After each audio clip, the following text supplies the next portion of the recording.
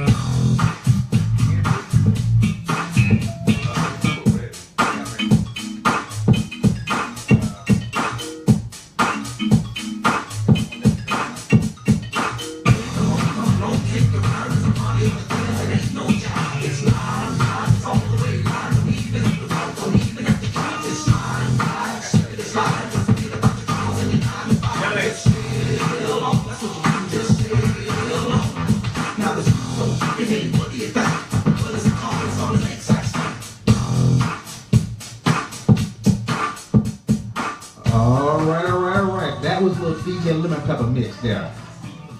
See, you see how I do that? That's right up his alley. Yeah, little DJ. That's his speed right there. Little DJ Lemon Pepper mix right there. We're gonna come back. We're gonna come back in a little bit later with that little mix. Okay. But you know, I'm just letting you know I'm here. I'm here. Okay. I'm here. We back to our chill out music now. I think we are. Oh yeah, we are. Yeah, we back to the little chill out music now. So y'all get ready. Okay, so let's dig into this Ezekiel Elliott situation. I want to lay out the facts that we already know. Okay. Ezekiel Elliott was Tiffany. The names in here are Tiffany Thompson and Ezekiel Elliott. Those are two of the main characters, the main people. So Tiffany Thompson calls the police on Ezekiel Elliott on July the 22nd, 2016.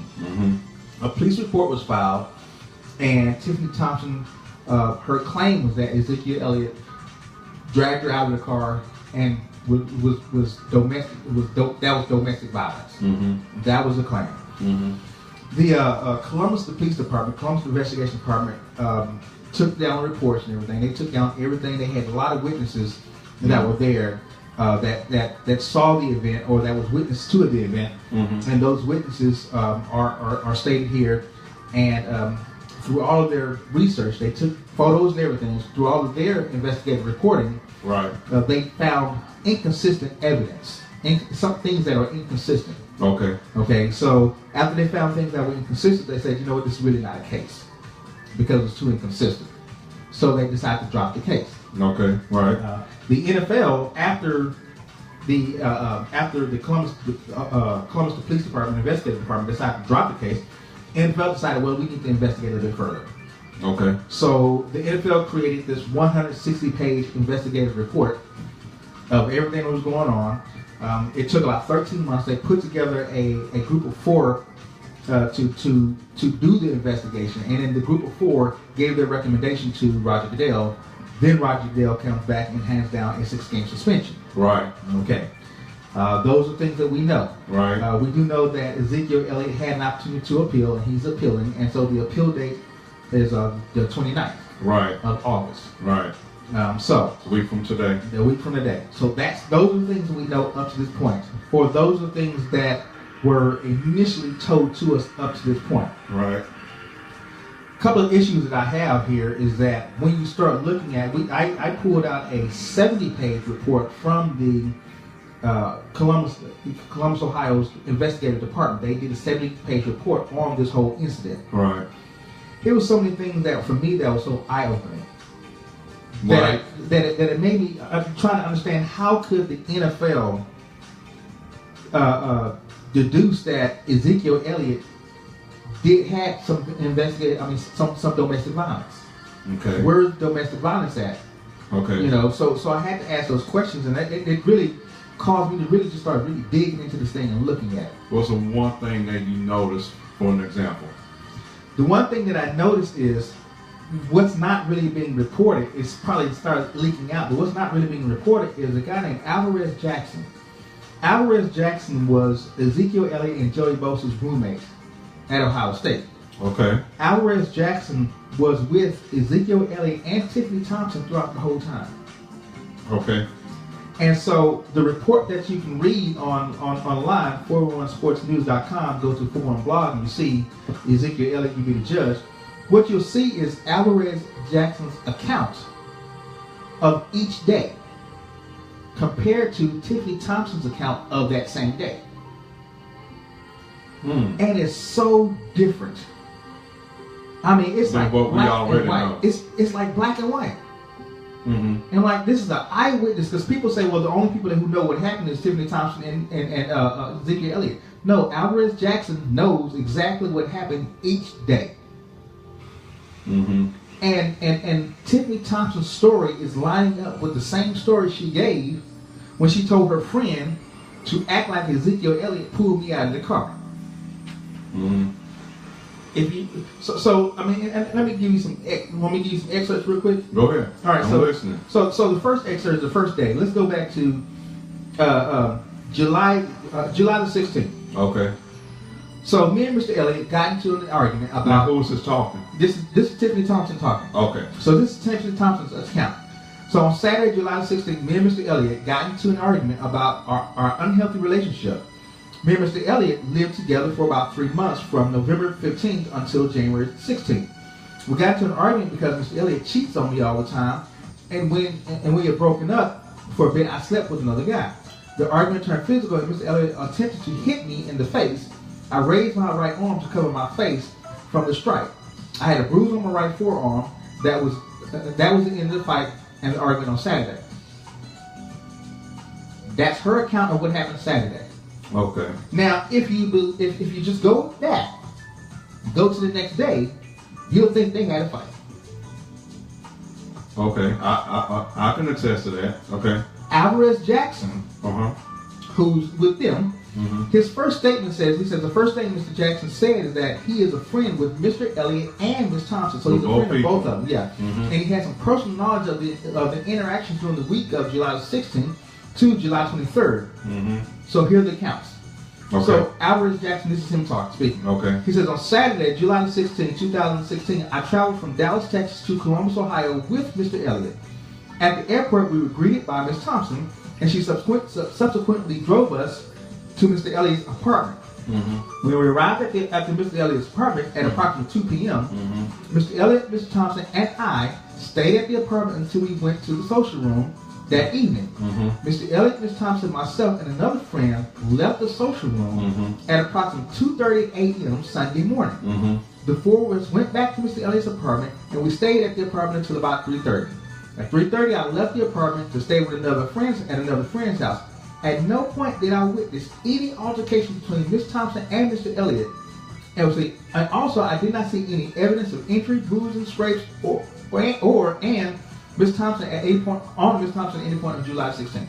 Something is wrong with this picture. So if he's saying I was there with you all this time, I didn't see none of what she's saying. Then the previous statement she made the day before on never that day, occurred. Exactly. Right. On July 16th, what she's saying never occurred. But it's consistent with what she said on July 22nd. He pulled me out of the car. And he started hitting me. Now you might argue, well shoot, he left at 3:30 a.m. Who, Alvarez? Yeah, Alvarez, you can argue that. Okay. That he left. So how do we know they didn't get into a fight then? Okay. So the six. I see your point there. So you can argue he left at 3:30 a.m., which was actually the 17th.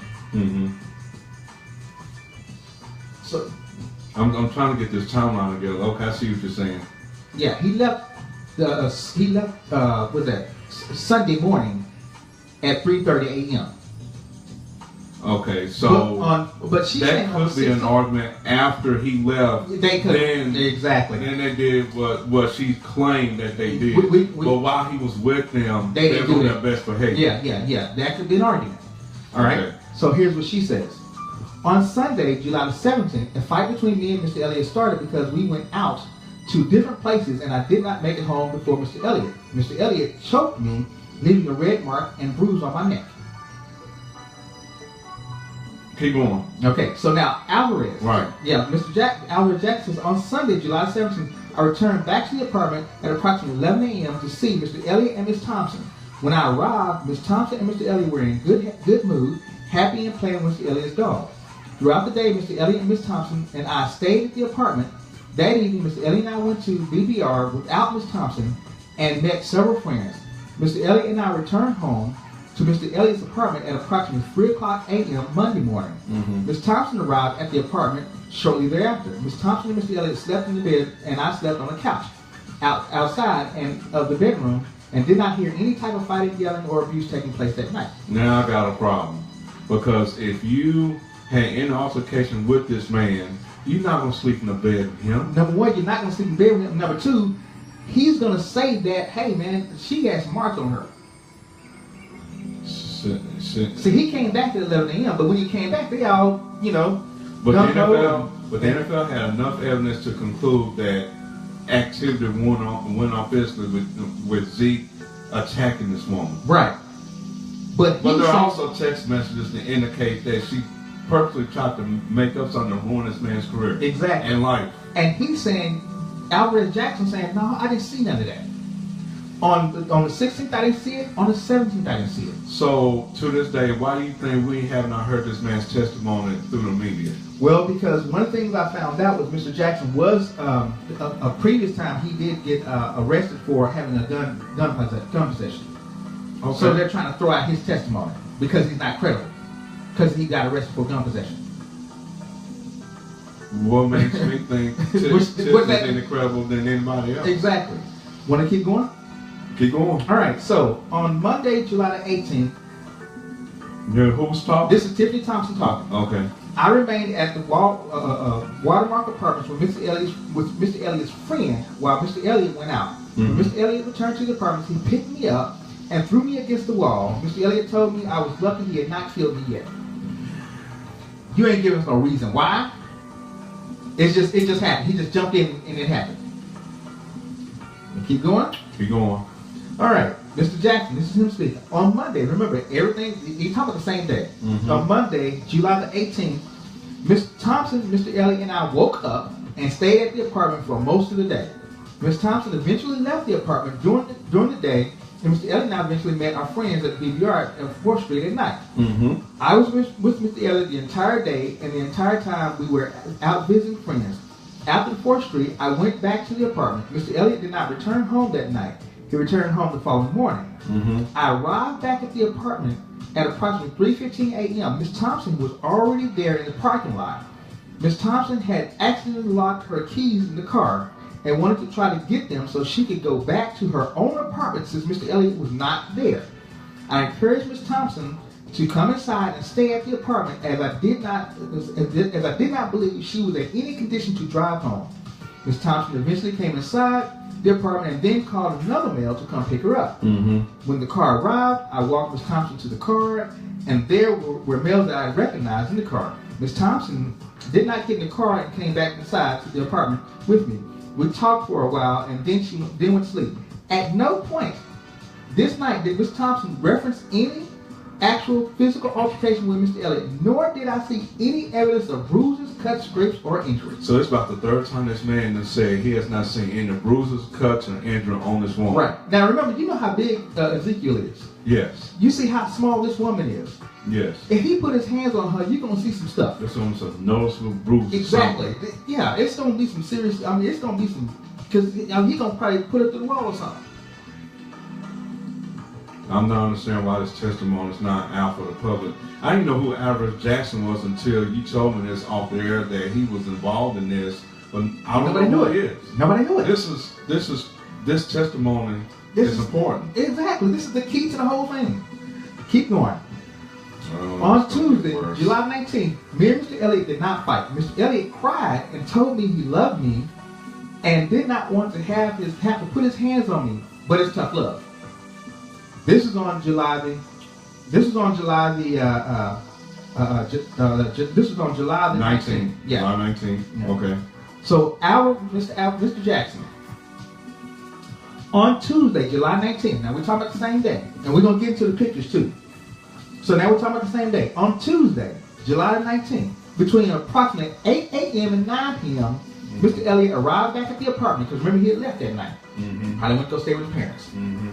Mr. Elliott arrived back at the apartment. Ms. Thompson was awoke when Mr. Elliott arrived. Mr. Elliott and Ms. Thompson spoke in the living room a few feet away from where I was, lying on the couch. Mm-hmm. Mr. Elliott and Ms. Thompson then went into the bedroom and went to sleep until about 1 o'clock p.m.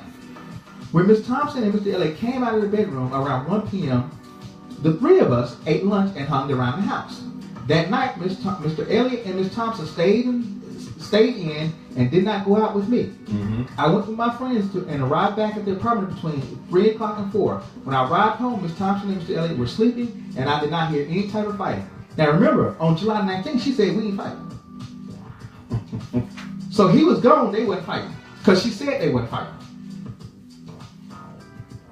All right. And incredible testimony. July the 20th. Mm-hmm. Me and Mr. Elliott went to the 4th Street patio. Everything was fine until we got home. This is Tiffany Thompson talking. Uh-huh. I asked him a question couldn't remember what the question was. I asked that set Mr. Elliott off. Mr. Elliott lost it. Picked me up under my arm and in my armpits and threw me against the wall. Mr. Elliott then grabbed my throat. Mr. Elliott released my neck and grabbed my left wrist and dragged me across the floor, leaving rug burns on my right knee. I don't see no rug burns. I'm looking for them. It's a lot here, but yeah. So we get to those. Okay. So this is Jackson. On Wednesday, now remember we're talking about the same day. On Wednesday, I woke up on the couch and stayed with Miss Thompson and Mr. Elliott at the apartment during the day. Around 3 p.m., Mr. Elliott, Miss Thompson, and I left the apartment and drove to Turtle Mall, near where Miss Thompson lives.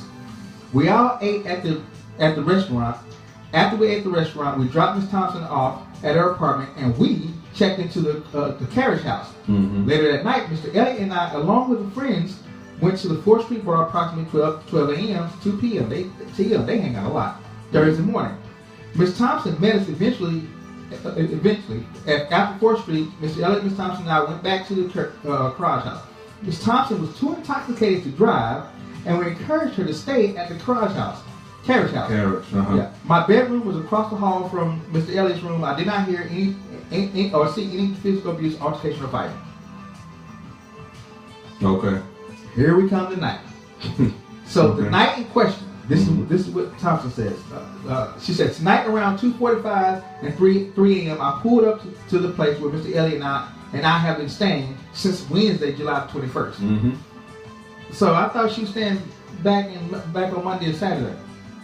She's saying since Wednesday. Anyway, as soon as he pulled up tonight, he yanked me my right arm and dragged me out of the car, leaving my right hand and wrist bruised and red. He kept calling me a B, cussing at me, yelling and telling me I need to leave after telling me that he wants to spend his birthday with him and to stay the night. I had texted him stating I was getting the police involved. Still seeing the bruises I don't even indicative of this statement. No. So then on Jackson, on Thursday, July 21st, I woke up at the carriage house, and stayed there with Miss Thompson and Mr. Elliott. So she was there. Okay. During the day, Miss Thompson was wearing a tank top and shorts. I did not observe any bruises on her body or leg or neck or hands. The rest of my observation for Thursday, July the 21st, and Friday, July the 22nd, are memorialized on the August 2nd, 2006 affidavit I had executed. Now understand, everything that Miss Thompson was writing was not in the affidavit.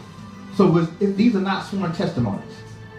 Oh, so none of this was sworn? No. Everything Miss Thompson wrote was not a sworn testimony. Okay. Everything Mr. Jackson wrote was a sworn testimony. It was sworn. Okay. So she couldn't purge herself because she didn't write any sworn testimonies. Now the next couple of pages are witnesses of that night. So you got Mr. Jackson. Okay. And let me tell you what he said that night. On the night of July 16th, I was with Mr. Elliott at the carriage house, wherever the location is.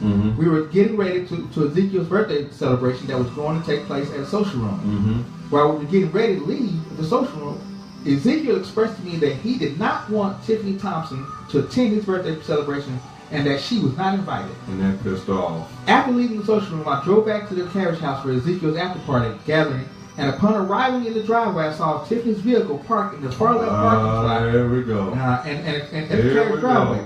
Ezekiel arrived at the carriage house in the passenger seat of the vehicle, and Taylor Sambooth was driving. After Taylor parked the vehicle, I witnessed Tiffany run up to Taylor's driver's side window and start screaming at Taylor. She was also yelling at Ezekiel to get out the car.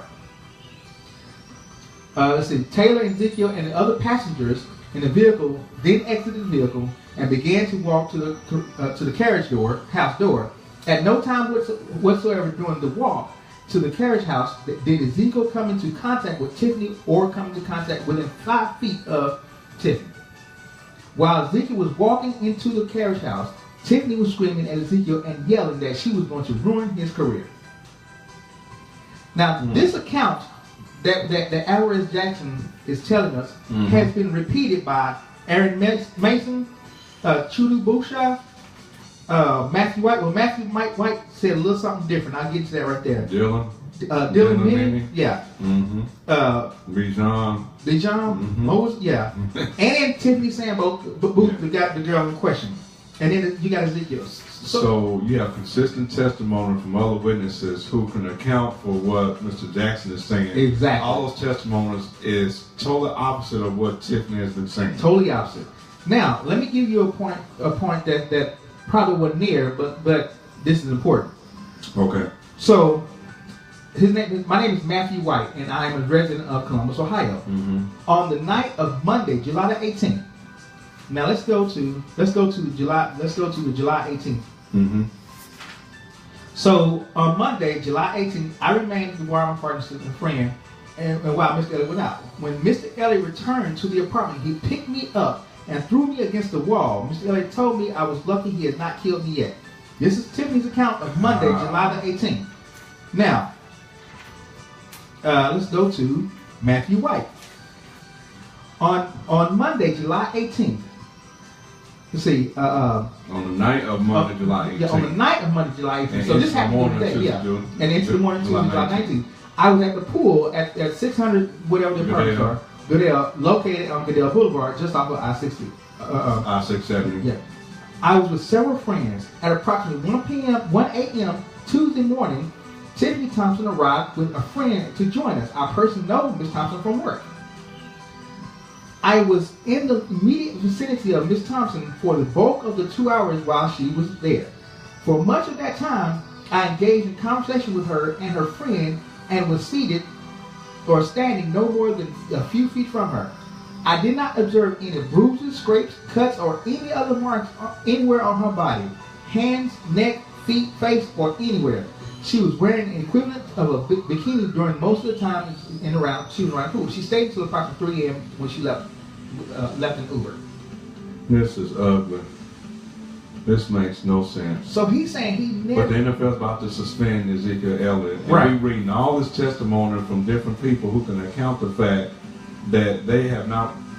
When they were with Zeke and Tiffany Thompson, there was no evidence of physical violence or any seemingly altercations if they were to get into an argument, etc. Now let me tell you what makes all this happened when no one was around. Now let me tell you what you tell me. Yeah, let me tell you what makes Matthew White's testimony line up with Alvarez Jackson's testimony. Okay. We're talking about Monday, July 18th. Okay. Monday, July 18th, Miss Thompson, Mr. Elliott, and I woke up and stayed at the apartment most of the day. Miss Thompson eventually left the apartment during the day, and Mr. Elliott and I have been some friends. You know, I was with Mr. Elliott for the entire day, and the entire time we was out visiting friends.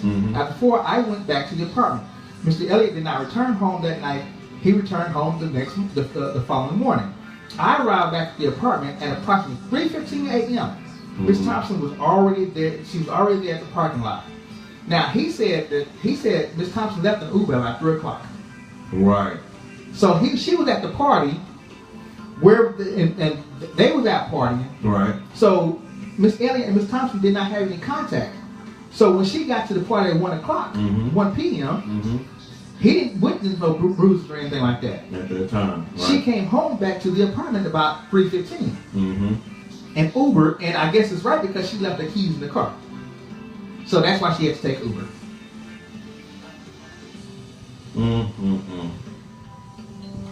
What do you think about all this?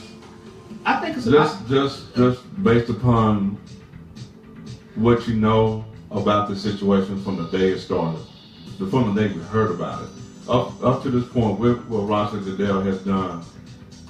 What do you really think is going on? I think number one, I think if he's being suspended based off this report. Just based off this report, I know the St. Patrick's Day parade had some consideration in this. That's why I want to bring up. Let's not forget he was suspended for violating the NFL's personal conduct policy and not the NFL's domestic violence policy. Domestic violence policy, correct? Right. Now, if you're suspended for personal conduct, okay, that may be the shirt. But that don't warrant 6 games. But that don't warrant 6 games. No. That doesn't warrant 6 games. What I think about this is I think that, number one, I think he's being used as a puppet, or he's the poster child for what we're gonna do for anybody else. I think he's the guy that says, okay, you know what? I don't care how big you are, we're gonna take you down. Do you think Roger Goodell did this to make up what he didn't do in the past with other NFL players that were involved in family violence? I think this is a make up for Ray Rice. So but you can't. You can say that, but then you go to Josh Brown last year. Well, he only got one game. Only got one game. So it's hard to understand how this suspension. Only thing I can think of is the past things that Ezekiel has been caught doing, or not caught doing, but been in the vicinity of doing. You know, man, I only have to account for what he has done, or if he's done anything since he was drafted by the Dallas Cowboys. When I'm talking about that, you can't consider what he. I know the NFL can't. Yeah, they can't consider what happened in February when he wasn't even drafted. Right, when he was basically still with the Buckeyes. Yeah, you can't consider that. But what you can consider, what I think they're considering is, okay, you know, you got into the bar fight that he may not have gotten to. He was just around in the vicinity. Somebody else hit somebody else, and he was just right there, and they caught him. But if you violate the personal conduct policy, that's telling me you've done something that was out of personal conduct that was detrimental to the other person. The only thing you've been around a bar fight is not violating anybody's personal conduct policy. The only thing I can think of, what he did at the St. Patrick's Day parade, even though they knew each other, they've been on trips together, but I can see that because as a professional athlete, that's unprofessional conduct. Yeah. I can see that. Yeah, and I don't understand about the speeding. Everybody speeds. Oh, I forgot about that. Yeah, the speeding. Everybody speeds. But then, is that unprofessional conduct? I mean, you can't. I mean, you technically say it's illegal to speed. So I guess you can technically say, you know, you got caught. Okay. You know, so you can say that. Then you can say, I mean, you can't say anything about the other accident he got into where he was a passenger. That's beyond your control. That's, right. That's a wash. Now there's a wash. There are photos out now about him being at a boat party and a lot of women around, but he's just sitting there. Every picture is taken, he's just sitting there. I mean, the man, he's still a grown man. Exactly. He's still doing what as long as he doesn't do anything that's insane and that's just silly. And people go to boat parties all the time. Say again? They go to boat parties all the time. Right. You know, so he's a celebrity, you might as well say. Yeah. So I mean, but to kind of sum up what you're asking is, like I said, I think this is one of those where, okay, Ezekiel, we're gonna lump everything together, and then we're gonna call it personal conduct, and we're gonna suspend you 6 games. But what is everything together? When you say lump everything together, those things that we just mentioned. You talking about St. Patty? I don't think you're talking about the club. He's just around the vicinity. He just so happened to be there.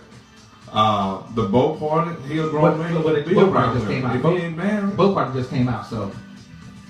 Yeah, we just saw that. We just saw that. I mean, but what's the point? There's no point. I'm thinking either. And the other thing is this right here about this whole report. Goodell was not a part of any of these investigations. And that bothers me. All he's doing is taking recommendations. Now he's taking. Listen. Because he has a team that he has hired that he now put his trust in. Listen, who he's taking recommendations from. Who? Peter Harvey, who is New Jersey Attorney General. Mm-hmm. And you know, New Jersey is in the Giants playing New Jersey. Giants and Jets. Yeah. Right. And then you got this lady who's part of the CEO. She's in Pennsylvania, which is a couple hours away from Philadelphia, NFC East rival. Mm-hmm. And then you got another lady who's at I forget she's like a Washington Redskin. You know, I mean, you got a lot of NFC East. The panel was NFC East people panel. So you saying they played a role in this decision? Yeah, because I can't see how they can say, and their mindset is, well, he couldn't prove us that he didn't do it. There's nothing he can tell us that say he didn't do it. What do you think about that? If that what was said, I don't agree with that. I don't agree with that because he got witnesses. Yeah, well, see, I don't agree with that because here he says Ezekiel told officers that he has never lived with Miss Thompson. He also said that he has never laid hands on Miss Elliott. Hand on Miss. Mr. Thompson. Yeah. Please. And bruises her body from a fight she had gotten to in a club in the club called Social. So she's already gotten into a fight before, and there's a report here that says that. Well, hold on, you missed something. Huh? that also says Ezekiel Elliott did admit that he was a co-signer on a vehicle loan for Miss Thompson, and he also admitted he pays the rent for Miss Thompson's apartment in Dublin, Ohio. What if she? But he wants to break up with him. Yeah, but he also that's said, my point. He also said we had a sexual. Our relationship was just sexual. And I mean, okay. That ain't against the law. I mean, okay. Are we looking at a mad and bitter woman who, where a man decided to leave her alone, and now she want to put him out there and ruin his life because her feelings were involved in it? He leaving her, and now she want to ruin his life. I'm sorry. How many times have we heard this story? I'm sorry, and you just signed a $24 million contract. I need to get a little piece of that. Oh, by the way, you got drafted by the Dallas Cowboys. Right. Before you 4th-round draft pick. Oh, I need to get a piece of this. So the other thing is this right here. Now we talk about the fight. She got into a fight in the social bar. Mm-hmm. Okay. She also got into a fight. Let's go back to her own friend. Okay. Her own friend's account was this. So Aaron Mason said on the night of July 21st, approximately 11:45, I attended the social room located whatever it's located on. Approximately 2 a.m. on July 22nd, I exited the social room with Tiffany to walk to the vehicle. Tiffany was approached by another female who proceeded to physically assault Tiffany by slapping her, slapping Tiffany in the face and pulling her hair. A fight ensued for approximately a few minutes before it was broken up. I was able to help break up the fight by grabbing Tiffany's waist to help separate her from the other female. Mm-hmm. After the fight, outside the social room, Tiffany and I walked to the vehicle. Tiffany explained to me that Ezekiel was having a gathering at his rented apartment at the carriage room. Mm-hmm. Tiffany drove herself and I to the carriage room, and because we were there the first ones to arrive, we waited in a vehicle and parked the parking lot for Ezekiel and his friends also to arrive. When Ezekiel's vehicle pulled up to the carriage house, a parking lot, Ezekiel was sitting in the passenger seat and another female was driving. Mm-hmm. When Tiffany saw another female driving Ezekiel's vehicle, Tiffany exited our vehicle, approached the female driver in Ezekiel's vehicle, and started screaming at the female driver. The female driver, Ezekiel, and other passengers in the vehicle exited and started to walk toward the carriage house. Mm-hmm. At no point during Ezekiel's walk to the carriage house or at any time during that night did I witness Ezekiel come into physical contact with Tiffany or touch Tiffany. While Ezekiel and his friends were entering the carriage house, Tiffany yelled to Ezekiel that she was going to ruin his career and call the police. After Ezekiel and his friend were inside the carriage house, I waited outside with Tiffany, and Tiffany told me that she was calling the police. While the police were questioning Tiffany, Tiffany told me via text message to tell the police that Ezekiel pulled her out of the vehicle and assaulted her, which is untrue. When the police arrived, I was questioned and told the police the truth, which is consistent with the facts of this affidavit. So everybody's saying the same thing except Tiffany, and we all believe in Tiffany. Wow. Mr. Wise here said both people here have character flaws. Ezekiel's is his lack thereof to mature, grow up, and make sound decisions. Tiffany's flaw is that she lies, and when you're in a situation and truth is what's most important, you have to consider Ezekiel's story as the one that is true, because despite his lack of maturity, he hasn't lied. Well, not only has he not lied, everybody in the affidavit has not lied. I mean, I have to ask the question, how do you have a character flaw when you're going to your birthday party? And you're celebrating your birthday party. Mm-hmm. Everybody celebrates their 21st birthday party. Mm-hmm. Who doesn't? Mm-hmm. What makes that have you have a character flaw? Let's look at the pictures too, because I don't think people have actually seen these pictures before. Okay. These are the pictures of Tiffany the night of the incident in question. Okay. And these pictures, you tell me, do you see any bruises on her? I mean, I'm looking at the shit. That's a full body shot there. Right. This one here, I mean, you see the brown spot there, but to me, when you bruise up, it has more color than this for me. And how do you know that's just not your own skin? Your regular skin? A birthmark. Right. This again, you see something on the forearm, but I mean. And remember, she was in an altercation earlier that day. Remember, she had a fight with a girl. That is true. Something that slipped out of my mind. Here's another one here. This is almost the same picture. yourself. I could barely see some. I mean, you could barely see the marks. And there again, she was in the fight. There you don't see. I the looked at all marks. these earlier. I'm like, man, that's just. But now here's the Okay, here's some here. Now here's the now these are the pictures. Okay. These are the pictures. So the first pictures we showed were pictures that the police officers took that night. You really didn't see any scratches or anything like that. Mm-hmm. Look at this one here. Good example here. No scratches, no bruises or anything. Right, you took it. Well, okay. The next pictures we're going to look at are the pictures that she took herself, which is here. Okay, now looking at this, I mean, I can see now. Now this is what I was talking about. These look like bruises here. Yeah, those are bruises. These are bruises here. Those are pictures that she took herself. Now, taking that same hand, I'm gonna go to the picture that the police officer took of that same type of form. This look like her right hand. This is her right hand. Let's make some comparisons here, because look at that. Same forearm. The same forearm here and here. Knows what differences. The pictures that the police officer took did not have any bruises. The picture that she took has a bruise. Now, where do those bruises come from? What dates were these? She sent a text in of pictures of her on July the 25th.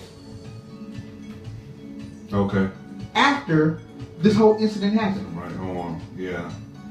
So she took a text. Turn it so you can see. Yeah. She took a text. She sent a text. Put it this way. This way.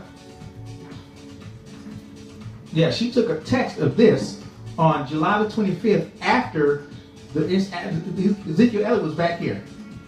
So the pictures at the bottom are pictures that the police officers took that night. Mm-hmm. The pictures at the top are the pictures that she took on the 25th. Wow. And they're saying they can timestamp these pictures. They can. Well, I'm sorry. If you got bruises early that day, those bruises are gonna stay on you for a second. They're gonna stay on you. So why don't we have bruises here? She did it herself. Exactly. There's a thin line between love and hate. That's just my opinion. I think so too. Facts here. Yeah, I think so too. I think she bruised herself because she said, and then she come back and say, hey, her and her friend have a conversation and says, hey, let's try to blackmail Ezekiel, and she actually had a website up with his stuff on there. Let's blackmail him so we can get money. And the NFL believed all this mess. No, I think the Giants bleed all this mess. To me, it just baffles me. But he the one that lays the decision now, even though he wasn't too involved in this, which I think is wrong, because I think you should be just as involved in this case than anything else. But I think that's just out though, because remember now, Harold Henderson is the guy who's going to listen to the. It's not Hollywood, it's Harold. Harold, yeah, not Hollywood. If Hollywood was listening, he's off. Period. That's a Cowboy fan for life. No, but Harold Henderson is the guy who's going to listen to the case, okay, and get all the evidence. Now, here's the deal with Harold Henderson. He was the guy who got Greg Ellis from 10-game suspension to 4-game suspension. Right. But he also upheld Adrian Peterson's suspension. It stayed the same. Yeah, it stayed the same. Now, the reason why he said Greg Ellis' suspension was too much, was reduced down to 4 games, is because 10 games is just too much. I mean, yeah. And he said, no, that's way too much, so we're going to reduce to 4 games. Given what, and he used precedent over time to make that decision. Mm-hmm. Given that, you got to put Josh Brown on the table. Well, you have to. And Josh Brown, you have to, was tried and convicted. I mean, there was a conviction out there. There was evidence. There was evidence. He There's actually no way out of that. And it's not more than just 3 times. He said about 20 or 30 times. And so they gave him a 1-game suspension. So if you're looking at that precedent, Ezekiel Ellis shouldn't be serving suspension. If you're looking at that. Now, what can happen if they uphold the suspension? The appeal process. Ezekiel Elliott's team can choose to take this to court. Which I think that's what will happen. Yeah. If they choose to take this to court, then this thing can be stretched out. Now you have to look at another precedent. You have to look at Tom Brady. Right. Tom Brady's situation was that he was suspended on the 15th. I'm sorry, on 2015. Mm-hmm. He was given a 4-game suspension. Mm-hmm. He appealed it. Mm-hmm. Roger Goodell upheld the appeal, and he decided to go further. Mm-hmm. Take it to court. Mm-hmm. A year later, that's when he had served his 4-game suspension, Right, because the court said that Right. they're going to uphold the appeal. When you go to court with this, now the suspension has to be put on hold. He's able to play Right, he's week still able to one. play. Exactly. Right. Exactly. So I think that's the avenue it's going to go. It's going to be similar to how the Brady process went. Right. And he ended up having to serve his 4-game suspension, but the following year. But I think this right. The other difference I think is right here is I don't think he's going to have to serve that 4-game suspension. And I'm going to tell you why. Okay. Because let's say the appeal is upheld, Mm-hmm. and he says, "I'm taking this thing to court. Mm-hmm. I can't do this." Mm-hmm. The courts are going to see this right here and say, "I don't see how y'all came up with that decision." That's smart. They're gonna, how did you get that from this? Well, that goes back to what the NFL claims that they have. And I've always asked the question, what is it the NFL and their investigators have that the authorities don't? Right. For them to conclude we have sufficient and surmountable evidence to believe that Ezekiel Elliott physically assaulted Tiffany Thompson. They're saying they have enough evidence to prove that, even authorities. But this is saying you don't. And what is it that NFL has that the NFL don't? I mean, that the authorities don't have? That's my concern there. Is it something that yet? I mean, is there more to the story, or is what you have here? Is it? I mean, well, from what you can actually pull these records up. This is public record. Yeah. So from what I've seen is that this is what they have. I mean, what the NFL is saying is that witnesses are not willing to come forward to talk to the NFL on Ezekiel Elliott's behalf. But they came forward with for the I court. got to come forward. I already did the affidavit. Thank you. I already did my affidavit. Why? I got things to do. So they're putting that against him? They put that against him. Not fair. That witness is not able to come forward, and then they're saying that he didn't have a he didn't have a reason for how the bruises happened. And I'm gonna ask you, if you're down the street and you come and you get bruised, do I know how you got bruised? No. I have no idea how you got bruised because I wasn't there. You wasn't there at the time. So I mean, maybe she was a waitress, maybe she did this, maybe she did that. You're gonna offer theories, but it wasn't me.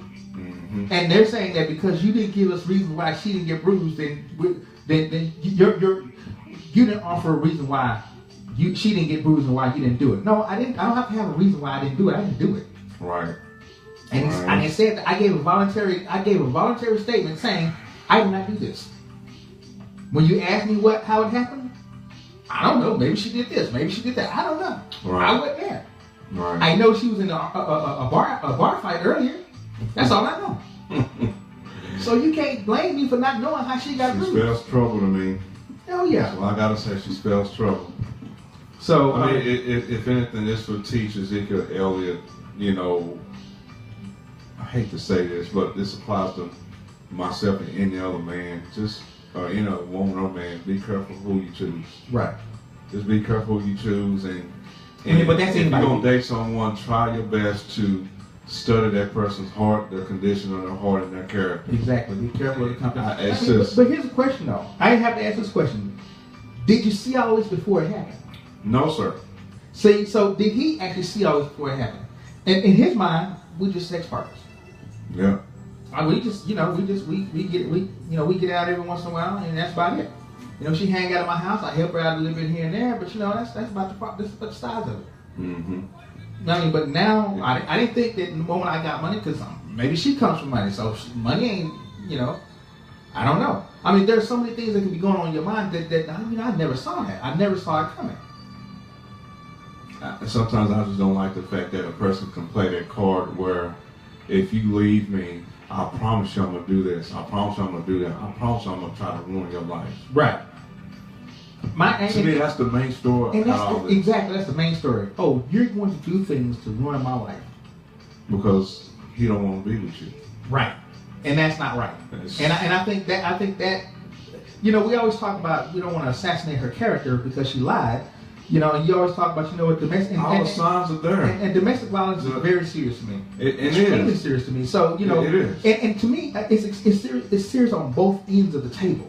Mm-hmm. There should be no domestic violence on the male side or domestic violence on the woman's side. Agreed. No man or woman should be putting their hands on each other. Agreed. Because guess what? They have already been raised by their parents. Mm-hmm. The older they get, the less they should have to get worried about somebody putting their hands on them. Right. So it's on both sides of the table. You know, so the NFL is trying to say, well, now he's trying to make her out to be the victim. And we frown upon that. I mean, what am I supposed to do? Admit something Y'all I look at didn't him do? as a victim. What's the issue? Exactly. Do I admit something that I didn't do? Is that what you want me to do? Admit that I didn't do it, that I did it, so we can move on. Is that what you're saying? One thing that I'm not gonna say it bothered me, but the one thing that I noticed Zeke did say was after the suspension came out, he expressed how disappointed he was, and then he turned around and made the comment. This is paraphrasing. I'm not perfect either. Right. Look how he said it though, and I had to reread that comment. He actually said that this situation has embarrassed my family, has embarrassed my friends, has embarrassed my teammates, has embarrassed. He didn't say what I did. He said this situation hasn't. So I'm sorry. I'm taking my blame for this situation. You know, and I'm not perfect. I am going to strive to be more mature. He actually said I'm trying to be more mature in the future. You know, so I can get everything. So this won't. This. And I see where you're going with that because none of us are perfect. Yeah, and none of us are. But he never said I'm sorry for what I did. He said I'm sorry for this situation. Right. You know, and all this right here. So I apologize to my teammates and everybody for this situation being a distraction. I mean, but this girl right here is pushing. She's pushing the envelope. To me, I think, and I hate to say it. I hate to be one of those guys, but she's lying. I mean, clearly she is lying outright. All evidence points towards and the fact she that said, "I'm going to ruin your career." And she said, "I'm going to try to blackmail you and get about $20,000 from you." That, to me, tells me she's trying to intentionally hurt the famous character and hurt this man. Exactly. Yeah. First of all, the bar is too low. Yeah. This is a $24 million man. All you want is $20,000? Yeah, it's just anyway. It's a mess. Yeah, it's a mess, and I just hope that in the end, I hope that everything is seen for what it is, because you got a lot of media out there that's really dogging Elliot. I mean, dogging him as if they know. I read an article one day from this lady named, I forget her name, but she's on D Magazine. She actually portrayed Elliot to be a monster. He's a man. He's a monster. He can't control himself. He has drinking problems. You know, alcohol is involved. I'm sorry. This girl's the only one that's claiming to be having drinking. Right. She's the only person that's been claiming to drink. I'm just looking at these pictures, and this one here, you know, she's kind of covering her right breast so it won't be exposed. If you notice, this is probably where her strap of her bra goes. The part that's the part of her arm that's not covered with the bra, to me, looks like a suntan. I mean, that just don't look like a bruise to me. That don't. Well, remember she said he picked her up by her armpits. See, she had to be distinctive in that so she can post something like this. Yeah, so she can prove armpit. But look at this picture here. There's no bruise on that picture. It's just a bunch of mess. Yeah. All right, let's go to break. We got to go to break. When we come back, we got some entertainment. And Small World, she texted me, asked me what the topics are, so maybe she's on the way. I think she is on the way. She texted me that. So we'll get with her. All right. So when we come back, we'll get into some entertainment, and then he say she say. You remember what the topic was? I do. You can mention the topic because I don't have it in front of me. We'll mention when we come back. We'll mention when we come back. Yeah. All right, take us out. All right, you listen to 411 Sports Talk Radio on 411radio.net. The phone number to the show is 469-249-2411. We'll be right back.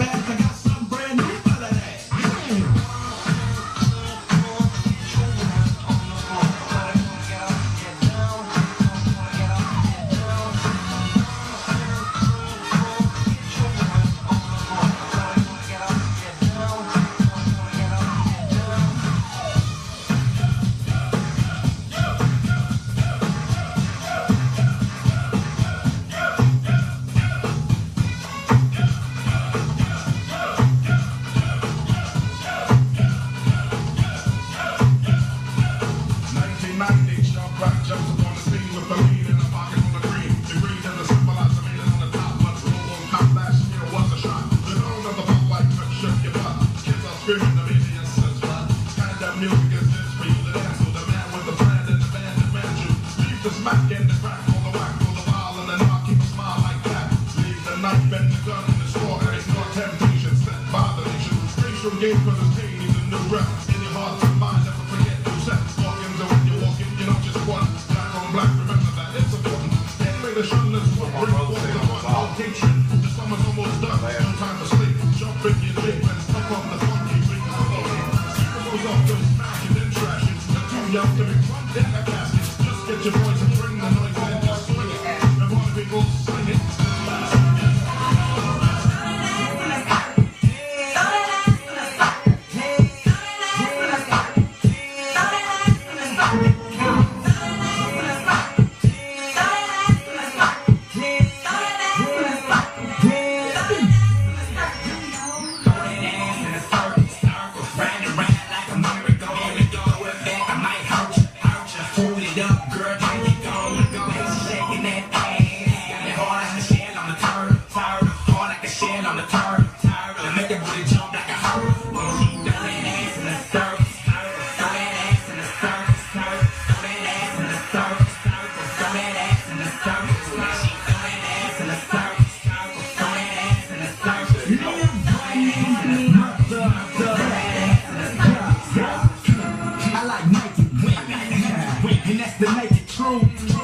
She got a little bit booty, but she can make it move. I'm a broke nigga, head ass, hyper fools. With all these girls standing around me naked, shit, I'm thinking about getting naked too. That pussy don't play with me. If you bring me, bitch, please take a seat. Oh, you mad, bro, and fish old girl, then why the fuck she said that on me? Oh, that's cool, but if you disrespect, I'ma smoke your ass like a Vegas sweep. My dick big and that's safe to say, but girl, I don't know if this safe to say this.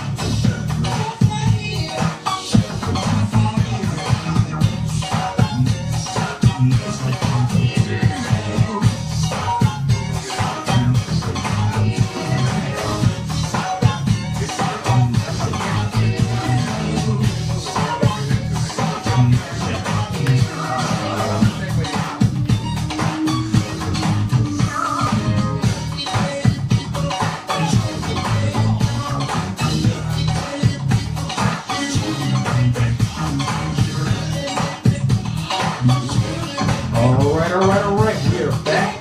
Got this little living color mix going on here. Yeah. Making it happen. Alright, we're back with 41 Sports Talk Radio on 41sportsnews.com. Okay, we're back. You can hear me now, right? Okay. Can you hear me good? Huh? The music is too loud. Music too high? Alright. That better? Okay, that better? Alright. So we're back with 41 Sports Talk Radio on 41radio.net. This is the entertainment hour. Small World, I thought she was coming in. We'll see, you know, how things go. But we're going to keep it moving. Let's keep it moving. Ooh. What? I didn't sound like that earlier. It's an echo. It's an It's a echo. reverb or something. Reverb, okay. Well, let's do It's reverb. reverb mode. Stop with reverb on. Mute that. Okay, that should be better. That should be better. Okay. That better? Okay. Testing. No, okay. Whoa. I got you. Alright. Okay, we good? Testing. All right. Okay. Okay, so let's get to the entertainment hour. You know, I got to tweak and do something right. So I was reading online where, you know, this whole thing about R. Kelly is coming out. Oh, Lord. Well, the lady who, well, she's a lady now, Geronda Pace. She was 15 years old, and she was when he had so the woman who says she had underage sex with R. Kelly is finally telling her story. Now, part of her story talks about when she was 15 years old, she used to wait outside. You know, she was a sophomore from Chicago suburbs. She used to cut school every day to attend R. Kelly's trial on 14 counts of making child pornography. Mm-hmm. You know, so and she said she was his biggest fan. So she would actually wait outside, you know, of the trial and wait to go see him. Mm-hmm. Now she's 24 years old. She's a 24-year-old mother of 3, and she tells all this information is on BuzzFeed. They say that after the trial, when she was 16, she became one of the many women traumatized by the sexual relationships with Kelly. Mm-hmm. Her detailed and well-documented story of accepting cash settlements from the star in return for signing non-disclosure agreements, which has not been previously reported, illustrates how Kelly has been able to silence young women he has allegedly wronged. Well, so I mean, to me, that's you hear all these women that are coming out against these stars about these inappropriate sexual relationships. Because I think there's another there's another rapper who turned this stuff in a couple of days ago for rape. You hear that one? No, I did not hear that one. I forget his name. I have to look it up. But there's a rapper who turned this stuff in. Mystical. Mystical, yeah. Oh yeah, Yeah. Yes, and it stems from some sort of incident that happened in 2016. I think in a casino or something like that. I need to pull that report, but there are reports that he did not do this at all. He's been accused of this. He turned himself in, I believe, today or yesterday. Yeah, I think it was today or yesterday. Bond is $2 million. And he just got out of prison for a situation similar to this, and now he's back in the news upon the same rape allegations. I mean, but he turned himself in. There was a warrant out for his arrest for this, and he turned himself in because authorities couldn't even locate him, and they couldn't find him. So he took the initiative to show himself up at the sheriff's office, and he's behind bars. So you think because he turned himself in that this might be a farce?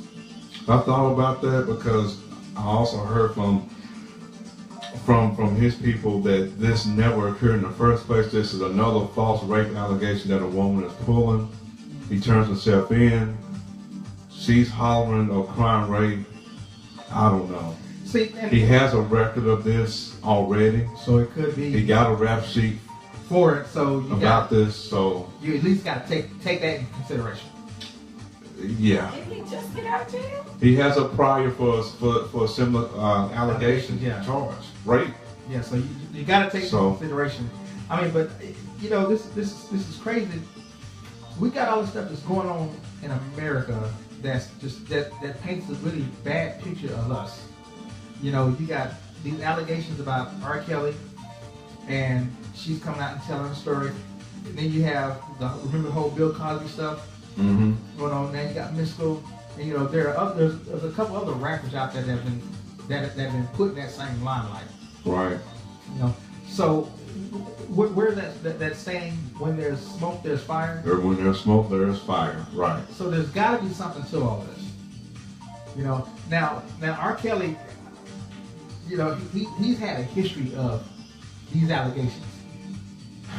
I mean, he's had history, and this girl right here is coming out and talking about history, several stories, even going back to the Aaliyah days, where we kept hearing things about how they allegedly was dating, and either he did marry her or he did not. I'm totally forgot They about tried that to say story, they but got married. huh? They tried to say they got married. They tried to Yeah. say that R. Kelly and Aaliyah did get married, and she was a mere 15 years old Right. at the time. So, I mean, this is history going all the way back to when she was first coming out on the R&B scene. So, Right. Little girl. I don't know, man. That's a lot. This goes back to, man, this thing goes back to 2008. Well, 2007 actually. She has one part in here where she says, I was slapped and choked and spit on. You know, she said at the time I didn't know. By R. Kelly. Yeah. Okay. You know, I mean, and there, I mean, for artists, who is that artist that actually pees on women? Who is that? What's that? Who's the artist that actually pees on women? R. Kelly. Oh, okay. All right. All right. Okay. I mean, but the crap like this right here, you know, and we'll get into Colin Kaepernick on a different side, but if you want to stand up for something, Mm-hmm. if you want something to state your claim, Mm-hmm. get on your soapbox, this is what you stand up for. Because, False accusers. well, number one, not just false accusers, because this is real. This ain't false. But Well, on both you sides. stand up for rappers, you know, that do stuff like that to women. You know, True. and Yes. if you want to hurt, you hurt those, because guess what? That could be your daughter. Mm-hmm. That's true. Colin Kaepernick not getting a job could never be my daughter. It couldn't even be my son. Mm-hmm. Not getting a job in the NFL. Mm-hmm. You know, that my kids ain't trying to go to the NFL and take a knee. Mm-hmm. You know, so that's not my kids. Mm-hmm. You know, that's not my relatives. Mm-hmm. You know, this could be your daughter. Right. This could be your relative that's having to deal with this. Have you ever been an R. Kelly fan? You know what? I when he was what When he first came out. when he first came out, what was that he came out 12 with? Play. Honey Love? Yeah, Honey Love and The album, the 12 Play yeah, album. no, not 12 play. Before that, The album before that? yeah, before that there was I think Honey Love was on that one right there. Slow Dance? No, not Slow Dance. It was, I forget the Well, name when of he the first album. came Oh, the out. name It of was the album? yeah, it was public. Oh. It was public something. It was public. Public announcement. announcement, yeah. Yes. So I mean, he could sing. You know, shoot. We matter of fact, when 12 Play came out, man, me and my boys got in there because I used to do video. Mm-hmm. We got in there and tried to do a 12 Play video. And then Bobby Grind, you know, yeah. We had other women. Oh, well, okay. I don't think she'll want to talk about it. I want to listen to that right now. I got it now. I was 20, 19, 18, something like that. Back in He had a life back in before your me. days. Yeah. I mean, but you know, 12 Play that was jam and everything. So at that point, yeah, and I liked he could sing and everything. Mm-hmm. But when all this stuff started coming out, I was like, at first I was like, nah, they just tripping. Matter of fact, he had a song. It was a gospel song with him singing. It was him and his sister was on that same song together. Mm-hmm. I was like, dang, okay, so he's talking about the trial he's got to go through, Mm-hmm. and he's trying to tell her that he don't know if he can take this or not. You know. Oh, that's when he was talking to Kelly Price. Yeah, Kelly. So he puts so Kelly Price is supposed to be his sister's friend Mm-hmm. who gets on the phone with him, Mm-hmm. and they have this little this going back and forth, Mm-hmm. you know, about God. And I was like, man, okay, you know, maybe he didn't do it.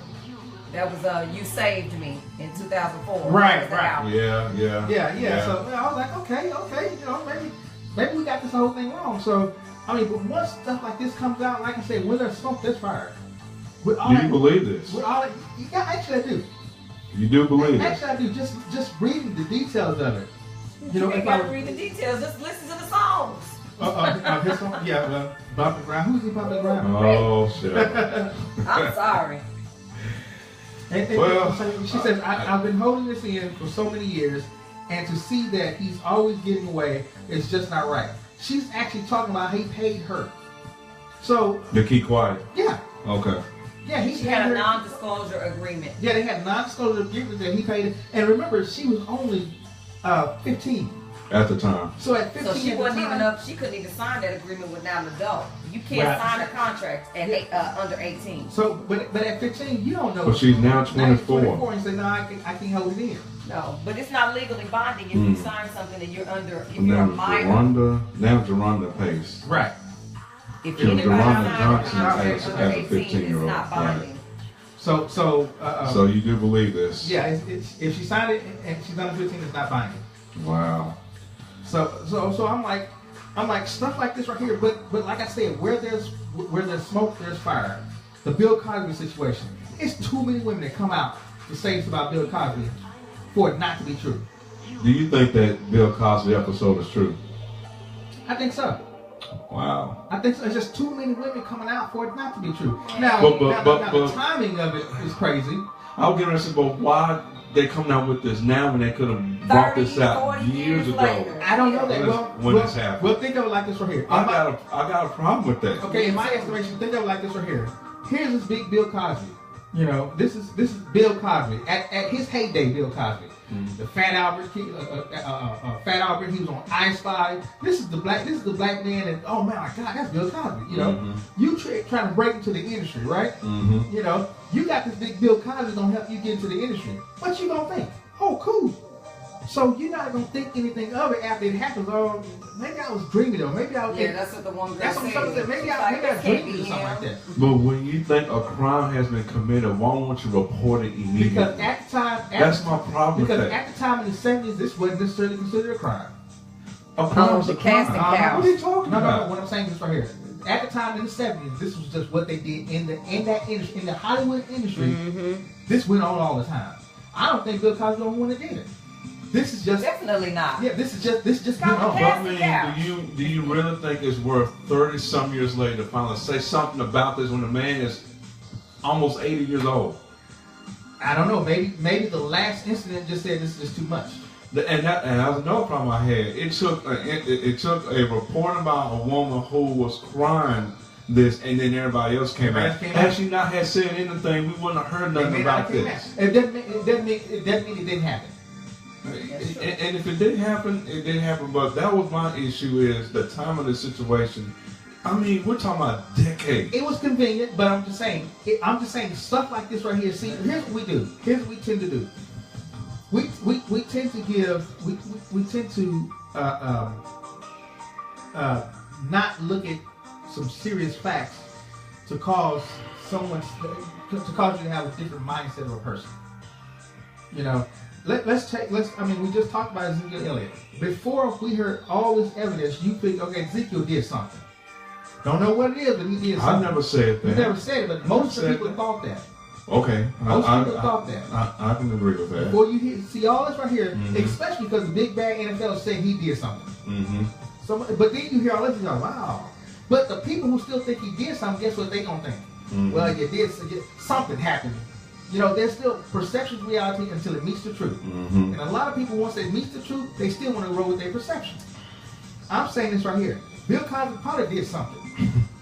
Because there's too many people that came out that said that's a good word, probably. He probably did something. Okay. He probably did something more than Ezekiel Elliott probably did something. More than R. Kelly? I don't know. This stuff right here is kind of damning. This stuff right here is kind of. Yeah. You read it, it's like, wow, okay. You know, shoot. His probably is more on the level that OJ probably killed her. Oh, Lord. Oh, so we're going there. Okay. It might be the same. Probably. OJ probably did it. I mean, the evidence said he didn't do it, but he probably did it. Do you think OJ did it? No. You think he knows who did it. Yes. That's 100% true. See, that's a To me. whole.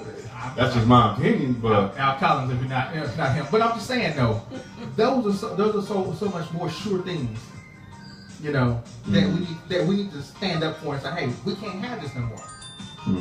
You know, this is just not right. You know, that's all I'm saying. I think that, you know, R. Kelly, him doing the stuff he's doing, Mystical, all these rappers, and my thing is, if you want to stand up for something, stand up for the rappers that demean women. You know, stand up for that. Stand up for people that are so derogatory towards women, calling them bees. And I would have stood up for BET when they got sold out and said, "No, don't put that crap on TV, because it's crap. The music they're playing is crap." You know. I think we choose the wrong battles. Okay, expound on that. What do you mean choosing the wrong battle? We'll get to the R. Kelly. Not the R. Kelly. We'll get to the Colin Kaepernick thing later. Because I think the battle we need to be fighting is more than just Colin Kaepernick, the blackout Colin Kaepernick getting his job. I think we need to be fighting. I think we need to be choosing a different battle than just Colin Kaepernick not getting his job. Okay. You know, that's what I think. I think because if he gets his job, okay, he got a job for the NFL. Then what happens? You go home and you go to bed, or you go watch TV now. You think it's that simple? It should be, because we're choosing the wrong battle. Okay. The battle is not Colin Kaepernick getting a job. Okay. But they're blacking out the NFL so they can stop their money so he can get a job. Okay. But it's stopping their money. You know, but it's no one not going to stop their money, but that's not necessarily an excuse. But we'll get to that later. Okay. We'll get into it. Yeah. I want to dig into the he say, she say. And I don't know if we can do that right now because the she say ain't here. Okay, now we'll keep moving. Let's do this. What am I? You're the she, but you're the boomer sooner she. Look at you. I didn't think you was ready anyway. To answer a question? Huh? To answer a He question? say, she say? Yes. I mean, I'm not coming home, but I'll do it from here. You know, off air or something like that? Yeah. I guess we can try it. It's up to y'all. Yeah, you want to grab a mic then? Come on with it. Never mind. No, you want to grab a mic? No. You always do that. Say never mind. She always, I'm trying to get you on the video. So. Okay. So, let's keep it moving because I want to now get into this Colin Kaepernick because now this is going to give us time to dive into the Cowboy game too. So you're not going to do the question? No, we'll wait. Unless you, we'll wait because the question is we'll wait. Unless you want to do it. Security, unless you want to do it. If you want to do it. I was videotaping so you would do the question. Oh, okay. Well, videotape with me, so me and him do it, right? That's okay. Huh? Never mind, I'll tell you later. We producing on the fly. We are producing on the fly. I was trying something new. Okay, well, we'll do it. We'll do it. But I've already taken it off. Okay, no, okay. You want to take a short break? 3 minutes? Yeah, let's take a short break. Let's take a short break and then we'll decide if we. Well, no, because if we did that, it'd be after 5. It'd be 3:30. It'd be 8:30. So I said let's move right on into. Okay. This is how you produce on the fly. That's Curtis on bench warmer. All right. What you got, man? So, well, here's the deal, though. So I talk about what do you take a stand for? Okay. And this whole blackout, Colin Kaepernick blackout, is on the table. And it's on the table because, you know, the Cleveland Browns, I like their reason. I can't say I love the fact that they kneeled during the national anthem. That spoke volumes to me what they did last night. Because their alternative was to pray. See, that's where everybody should be doing. And there's nothing wrong with that. There's nothing wrong with that. So they chose to kneel, and you have the right. You have your right. But your alternative to kneeling was to pray, and you're praying for the country. Right. So, and one of the guys, he said, you know what, we prayed for the country. I love the fact that the national anthem. I love the fact that they fought for my, you know. So your alternative was to pray, and I'm like, okay, you know what, I can get with that. I can get with that. If you're just kneeling to kneel to show that I don't support, because whether you kneel to show that you support the United States Army or don't support the United States Army, the fact that you kneeled in the for the national anthem does not show anything about you not supporting police brutality. I can't correlate the two just because you said it on the mic. Okay. I mean, but people are correlating those two, and they're saying, well, you know what? Colin Kaepernick does not have a job because he kneeled. I have to dispute that because there's a lot of players in the NFL that are kneeling. They still got a job. More players. They still got a job. Marshawn Lynch used to kneel all the time. Before he left Seattle, he used to kneel. He got a job. He came back and started with the Raiders. I think one of the biggest reasons why Colin Kaepernick does not have a job, and people just do not want to put this on the table. Okay, put it on the table. Colin Kaepernick, he had an opportunity to make $11.9 million, well, $12 million. I just round up to $12 million. $12 million Right. to sign his option. He could have Right. signed his option Right. and still could have been with San Francisco. Right. Well, to Colin Kaepernick's credit, or to the reason why, is because his contract was a really crazy contract. He signed his $126 million contract, Mm-hmm. but the $26 million contract was a incentive laden contract. Mm-hmm. The better you do, the more money you get. The worse you do, the less money you get. There's how his something crazy contract- about that. No, that's how his contract was. Okay. Yeah, and the reason why I say it's crazy because heck, Tony Romo ain't played, he still getting his money. But see, that was up on the terms of the agreement when it was laid on the table. Exactly. That, Yeah, you go to Jerry Jones with that issue. So the issue was the contract that he signed. Mhm. If I'm him, I would not have signed that contract. I would have asked for a different type of contract because the contract. But he opted out. No. When I He say opted out. yeah, but when I say the worst you do, this is what happens. If you're in his contract, it states that if you're not first team quarterback, or whatever, you're getting $2 million taken from your contract. So you can start out at 9 Mm-hmm. and go down to 7, not up. So then that 126 that you signed, you never see that 126 Mm-hmm. because of how you perform. I've never seen a contract that said if you perform, the worse you perform, the worse your contract is gonna get. It sounds like it's an incentive-laced contract. It is. It's an incentive-laced contract. I've never seen a contract like that. Mm-hmm. So what I'm saying is the way he signed his contract Mm-hmm. it was a bad contract in the beginning. However, Now he says that he would accept $10 million and a chance to start. So he said, okay, I'm not looking for 12 or 13 or 14. I'll accept $10 million and a chance to start. Now the issue there is you look at these quarterbacks. Let's take the Cleveland Browns. Cleveland Browns just went in and paid Brock Osweiler all that money, so they're not going to have 2 or 3 $12 million quarterbacks sitting on their roster. mm-hmm. You know, because that's $24 million in just. And he's not doing good so far in the preseason, no way. Right. I mean, but you got $12 million bad money sitting on there. Mm-hmm. Let's take a Miami. Well, and I'm not saying that there are owners that say no because of his stance. I think he will be a distraction to my team. There are owners out there that are saying I think he will be a distraction to my team because of the stance he's taking. If you look at in Miami, remember he actually came out and said I support Fidel Castro. Mm-hmm. Now all the Cubans in that they ran to Miami. Mm-hmm. So if I'm a Miami owner, I'm not bringing him on my team because they're coming. he The supports Fidel Castro exactly. comment. He supports somebody that my audience does not support. Mm-hmm. You know, so that's why Jay Cutler is over there. At a 1-year, $10 million contract. Right. And then because Ryan Tannehill is gone. Yep. The other thing is you get a Giants owner who is one of those owners that said, no, I don't want that distraction on my team. I don't want to bring that type of distraction Just on my team. the Giants? Yeah, the Giants. You know, he's up in New York and everything. Okay. Plus, The Giants or the Jets? the Giants. Okay. Who knows what the Jets are doing? They need a quarterback. Because I'm looking at they need a quarterback, but nobody knows what the Jets are doing. I mean, come on, I don't know what the Jets are doing.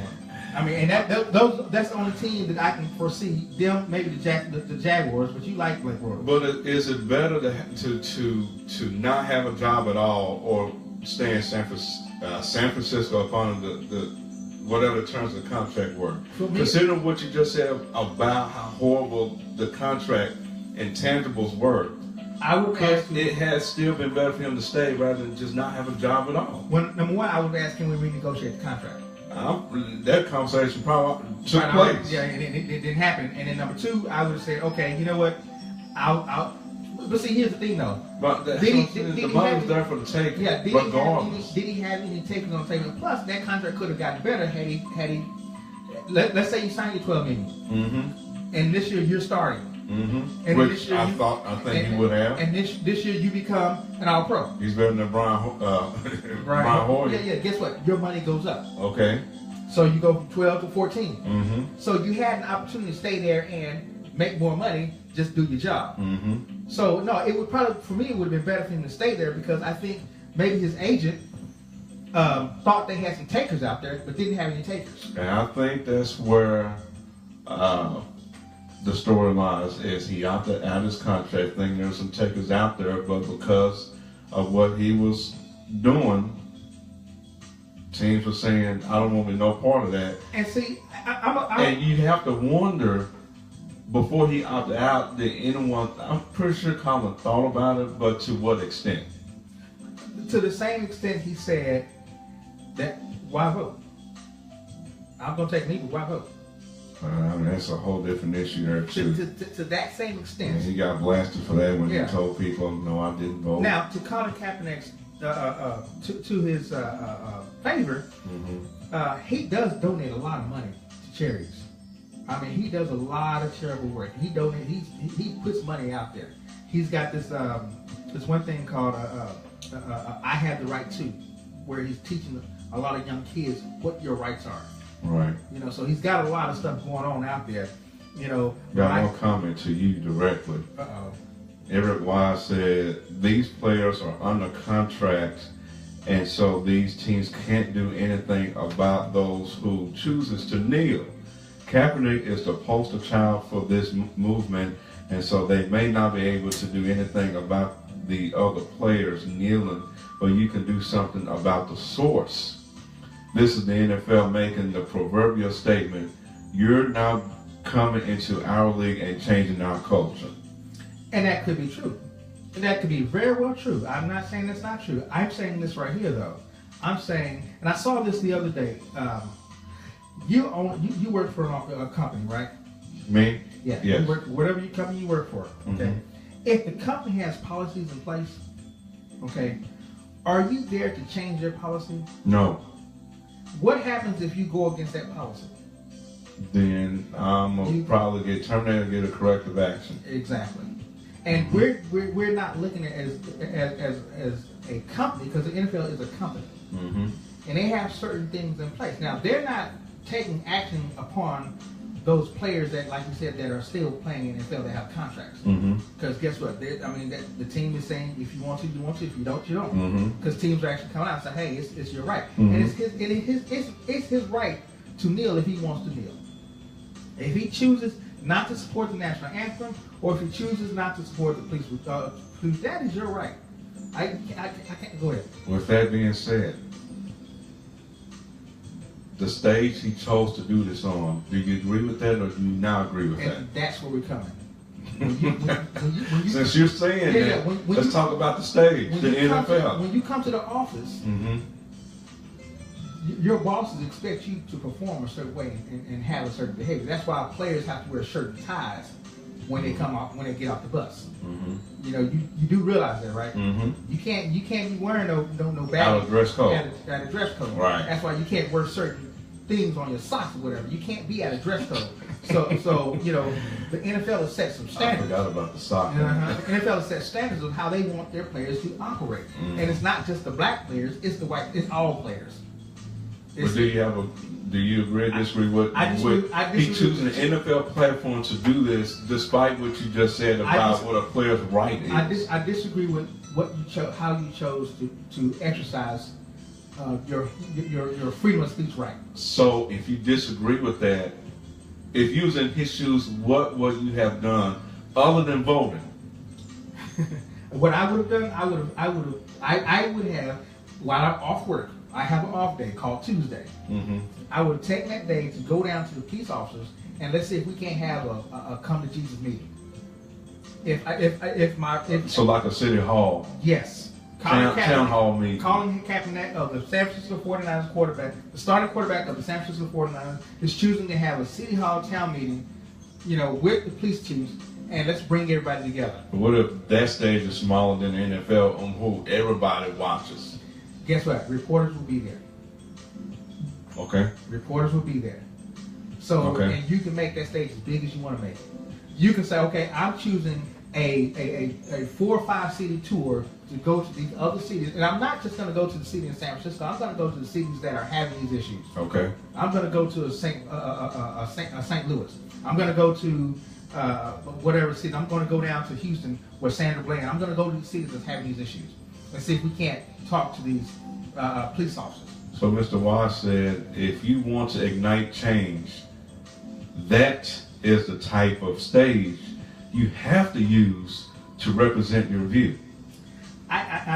And we got Shelley agreeing with that. No, we got another comment, right? Oh, comment? Well, I thought she rose her hand because she agreed with that. So let me I deal. do agree with that. Oh, so she do So agree. let me deal with that comment, and then we're gonna get yours. Okay. Okay. So we're saying the stage you have to use is a bigger stage, right? So he said, if you want to ignite change, that stage, the NFL, is the type of stage you have to use. He said you have to use to represent your view. And that's where Keyword have to use. And I think that's where we have to agree to disagree. Okay, Because I think you can use other based off of now you're still using the stage because guess what, you're still an NFL player. You're still Colin Kaepernick of the NFL. Mhm. And most times, me and you know this, when an NFL player is gonna be there, how many people gonna show up? a lot. A lot. It's gonna be a whole bunch. And you can take your NFL moniker Mhm. and you can take your NFL job, Mhm. and with your NFL job, you can go to other places to help this. You can be a part of this if they say if black, because remember at the time when all this was going on, we already knew it was an issue because Black Lives Matter already came out. Mhm. Black Lives Matter was all over the place. You can still take that same stage as an NFL quarterback and say, you know what, I'm going to stand for Black Lives Matter. You can do that in a press conference in your locker. Mhm. At your locker, when you got all those reporters sitting in front of you, you can say, you know what, Mhm. I'm going to take a stand with Black Lives Matter. Mhm. You still got the stage. You still got reporters.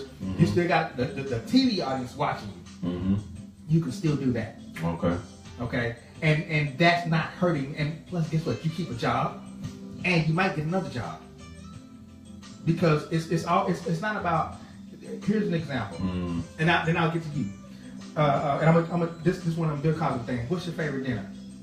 My favorite dinner? Yeah, A T-bone steak, Yeah, T-bone loaded baked potato, loaded baked potato. What's and your some one? Kool-Aid. Kool-Aid. Okay. Now we're gonna do the T-bone steak. We're gonna baked potato. Let's put some. You like broccoli? Yes. Let's put some broccoli beside that too. You Okay. like a salad? Yes. Let's put a salad on Caesar that. salad. Caesar salad. Okay, so we're gonna have all that right there. What kind of dressing you got? I mean, what kind of Caesar. what kind of steak sauce you like? A1. A1. Mhm. Great deal. Great deal. Now I'm gonna take this trash can top. Mhm. Put your dinner on this trash can top. Would you eat it? No. Exactly. That's what I'm saying. Colin Kaepernick had the right idea. His platter, his presentation was the wrong presentation. He didn't have to kneel for the national anthem because you're just taking away why you're really kneeling. His original kneeling was because of police brutality. Mhm. But you said, no, I'm going to kneel against the national anthem. So now you got people researching the national anthem. You got people saying, well, now he's talking about how injustice we are, all this injustice we are, and you say, no. He's kneeling because of police brutality.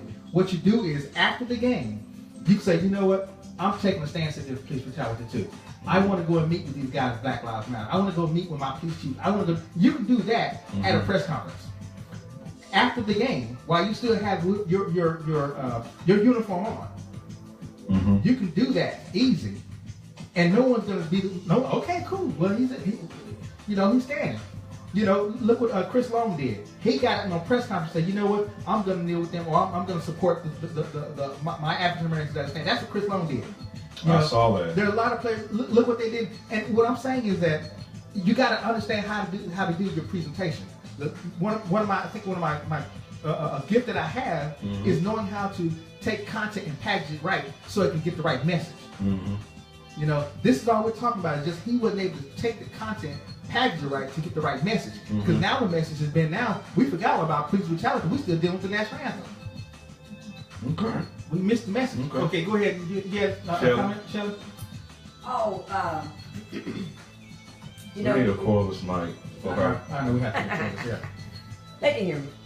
I was going back to the blackout. You know, me and the family have been having a discussion about that. Have you been listening to it? No. Okay, so my Aunt Bertie, what I asked her was, back in the day when they did protests, you know, what was the end result and how did they do these protests? She said, well, number one, when they did boycotts, they mobilized. If something was going on in Alabama, every state Mobilized, in yeah. the United States. They gathered together. People came from all over. They came from California. Right. They came from New York. They mobilized and they strategized before they put things out there. And they had an end goal in mind. Right. And They had an end result in mind. And so what I was saying to her was, I don't understand all these, the different protests. Not to say that the concept isn't well thought out, but the strategy to get to the end result. What is it that we're trying to get from protesting against the NFL on behalf of Colin Kaepernick? Are we protesting so that he can get a job? Are we protesting because, they've wronged several NFL players? I've watched the video, and so what is the end result that we're trying to get to? And if 1 million men stop watching NFL, what is that going to do to the NFL to make them get to that end result? So that's what we were trying to do, was compare today's protest and today's mobilization to the mobilization of the past with Rosa Parks and Martin Luther King and all those things that they did when they held the fist up. That really meant something. So to summarize, because the radio audience really can't hear you either. So to summarize, what she's saying is, what is the end result of us the blackout? What do we want to happen? Are we blacking out so he can get another job? Because I think I've heard, and Shelly, correct me if I'm wrong, I think I've heard we're not going to watch NFL games until he gets a job. I don't know. I guess my question is, what do you wish to gain from that? Exactly. Are you What's saying the game? until see? And that's the other thing that I think you hit right on the head. There is no end game to this whole thing. Right. Now you can say, well, until it stops. Mm-hmm. Well, But that's even like tearing down these statues. We've talked about that. Let me finish. You can say until it stops, right? Mm-hmm. Well, first of all, When you're it's- not going to stop police brutality totally. You're not going to stop it altogether. It's just police brutality.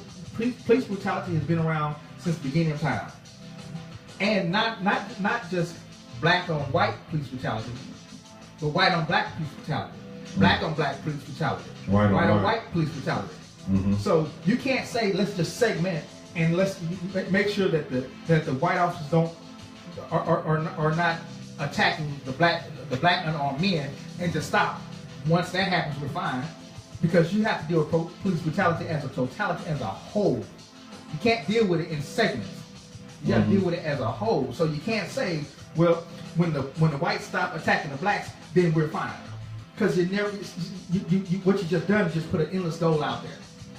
We can't think that we can stop it. We can stop that from happening. The only thing you can do is you can teach your children how to deal with the authority. Don't be out in authority's face, even if they're wrong. Do what they tell you to do and keep it moving. One comment. What's that? He said you have more people on Sunday afternoon who will watch a football game than tune into the evening news. If you're reaching for the masses, you use America's favorite pastime. And it But should not be. watching it, what does that do? And it should be church. Yes. If you want to reach the mass, now let's get into that. Let's dive into that. If Jesus was organizing this thing, what Jesus didn't say, all the blacks, y'all stop watching NFL. We would never see Stop Jesus going to say church. No. No. You would never say all the blacks start. You would never say all the blacks, y'all do such and such so he can get a job. Mm-hmm. You would never. If Jesus Christ was running things, because Jesus Christ does not run things by color. Mm-hmm. And if we are Christians, Mm-hmm. and we think because color, if we're Christians, if we want to create mass change, Mm-hmm. you pick up your Bible Mm-hmm. and you read it for your own safety, for your own sake. Mhm. Then after that, you share it with someone else. Mm-hmm. Because once you read and you share, each one reach one. You create a mass change, even to those that hate you. I was taught to love thy neighbor. I was taught to love conscious hate. So if I want mass change, I'm going to start with me first. Then I'm going to deal with my family. Then my family's going to deal with our neighbors. Our neighbors deal with the community. Mm-hmm. Our community deals with the city. Our city deals with the county. Our county deals with the state. Our state deals with the other states. Then we have United States. In the United States, you deal with it that way. When you start picking out, well, I'm going to cherry pick this right here, so I'm going to not watch the NFL and go watch the evening news or something else, You know, I'm gonna not watch the NFL so somebody can get a job. And we don't even necessarily know. Have you talked to an owner and say, no, I'm not bringing on Kaepernick because of A, B, C? You don't know. You just feel like you put it all on the ball and say, this is why. And it could be. It could be the majority of owners say, no, I don't want to deal with him because he's got a lot of issues going on. You know, I don't want to bring distraction. That very well could be the case. But if you want to make effective change, it ain't about watching the NFL. Church. It's about getting that word and getting that Bible and getting that church. That's how you make effective change. If you're really true about what you're talking about. If you ain't, then yeah, go turn off the TV. Okay. Any more comments? Not from my end. Got one from Phil Fun making a. Phyllis says, haven't seen Kool-Aid on the shelf in a minute. Phyllis, I got some at home right now, cherry. Okay. I mean, that's my whole thing. Yeah. That's the route I want to come with this Colin Kaepernick thing. Because number one, I agree with what he's the what. What is police brutality? Now, I disagree with the route because the route now, he's taking. because now the route causes him not to have a job, and it also causes everybody else to say, "Hey, we're gonna black out the NFL because he don't have a job." And I'm sorry, I'm not gonna go black out the NFL so another man can make $10 million. I barely make $60,000. You know. Okay. And plus, you had an opportunity to make $12 million. So to summarize all this up, if it was your way, what would you have wanted Colin Kaepernick to do to get his point across when it comes to police brutality and when it comes to racism? If you're saying that the NFL was the wrong stage for him to exhibit the message he's wanting to send, you're saying there are other ways he could have done other than the NFL, with one being go to the city council, have a town hall meeting, and so forth. So I'm saying I would just finish that for me. Is that all he could have done? Or No. Is there more that he could have done? Remember, you're saying the NFL was the wrong platform for him to do it. Give me more. But you can still utilize the NFL's moniker, that the coat that you wear to go to work. Well, that's what he would have done if he's doing what you felt like he should have done. No. And what that is, all I'm saying is this right here. I'm saying, I think it was wrong for him to kneel against the national anthem. Now, if the national police song was playing at every stadium, then you kneel because of that. If every stadium was playing a national police song, police officers, whatever that national song is, you're kneeling against the police officers. So you're saying Kaepernick is not consistent with his purpose. Exactly. I'm saying if your purpose is police brutality, then you address police brutality. You don't address the national anthem. Because once you address the national anthem, you change your purpose, or you change the direction of your purpose. So now you have people thinking, oh, this is what he may have meant. Injustices and stuff like that. You know, but I'm sorry, when I have a cousin who just got out of the Army, my father-in-law was in the Navy. You know, I've got people, my grandfather was in the Army. You know? I have people that have fought for this country. My uncle had 2 tours of duty from Vietnam. I've had people that fought for this country and love the fact that they fought for this country. Okay. You're kneeling against those that fought for this country. That's what you're kneeling against. I can't argue that. I mean, and for you to kneel, look. Hold on, we got another comment. All right. Erwan says, in reply to what you just said, he said, church is not a reality to reach the masses, and I am a minister. Jesus told the disciples to go into the uttermost part of the world and take the gospel. The message was not designed for the message was not designed for the four walls of the church. The message was designed for outside the walls. 52% of ministries, most successful outreach programs happen on Sunday between 11:30 and 12, which are worship hours. Right, and I agree with that. I think that's another issue. Church is Jesus said church is a body. It's not walls. We just put up a wall to have an assembly. Church is within you. When two people gather together, their God will be also. So there's such thing as church without walls. You can have church wherever you want to have church. You can. The word says, "Go ye therefore and teach our nations, baptize them in the name of the Father, Son, and Holy Spirit." Right. Church is not just these walls that you go and sit down in. Mm-hmm. You know, you can minister anywhere. Picking up the Bible doesn't start when you get to church. Right. Picking up the Bible starts when it should start when you're at home. Well, ministry does start at Ministry home. I starts agree at home. with Yeah. that. And Right. so while you're out, you can be at 7-Eleven minister to somebody. Right.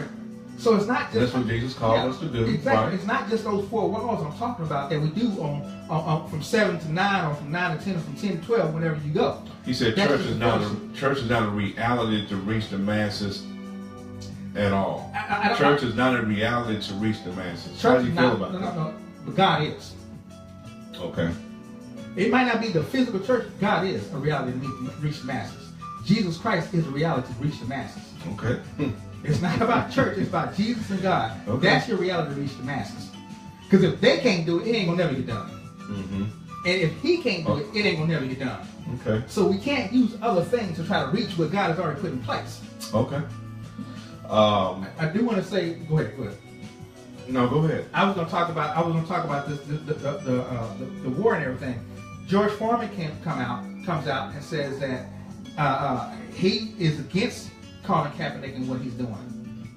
I read that. Because he said, you know what, one of his most proudest moments, and you know, we met George 4-1 on A few months ago. Yeah. Mm-hmm. One of his proudest moments was when he got the flag, when he won the belt, the Olympic belt, Mm-hmm. boxing belt, Mm-hmm. you know?